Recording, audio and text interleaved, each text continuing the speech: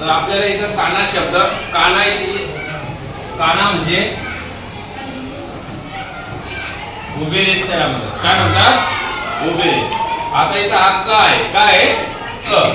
तर बघा आपण कला हे दिला का झाला. काय झाला? तर याला काना म्हणतात. कशाला काना म्हणतात? याला. तर आपण शब्द घेतला. हा शब्द काय झाला? काय शब्द झाला? काय झाला? आता जर आपण हा ख घेतला ख आणि इथे जर आपण हा खा घेतला म्हणजे हा काना झाला. काय झाला? खा. आणि हा आपण त्याला र लावला तर शब्द काय झाला? काय झाला? हा आहे गला आहे. आपण एक काना घेतला गा झाला आणि त्याला परत र लावला. काय झाला? गाल. आता इथं हा घ आहे.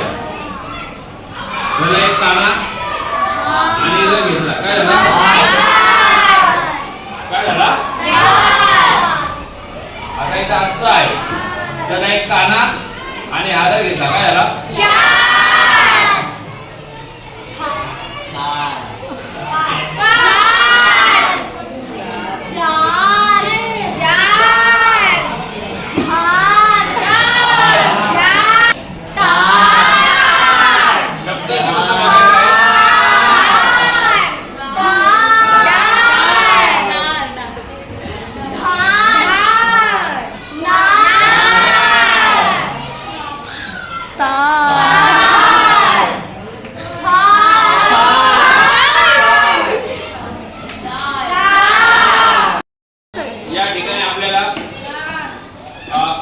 मुळाक्षरे आहेत.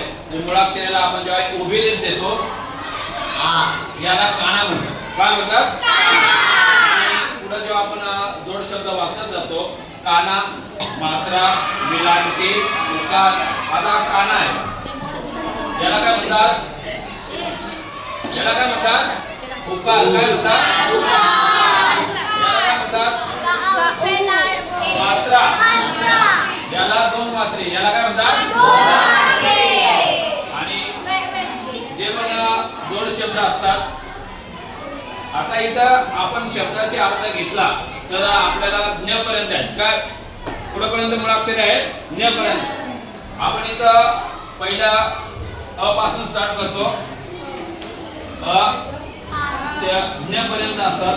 या मुळाक्षराला जेव्हा उभी रेष लागली जाते याला आ म्हणतात. काय म्हणतात? आता इथं आपण घेतला हा आ. हा काय झाला? आई. काय म्हणतात?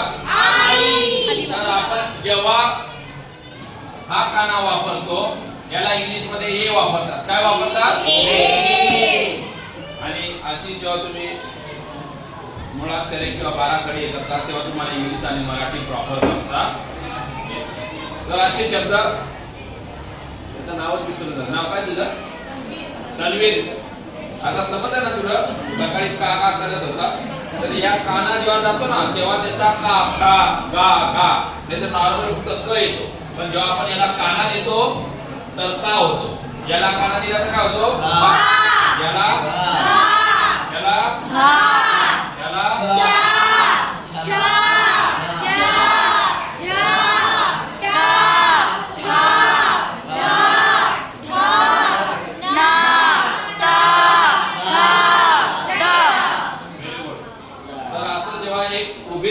दिली जाते तेव्हा त्याचा चा का खा गा घा चा चा जा झा ता खा गा घा ना का खा गा.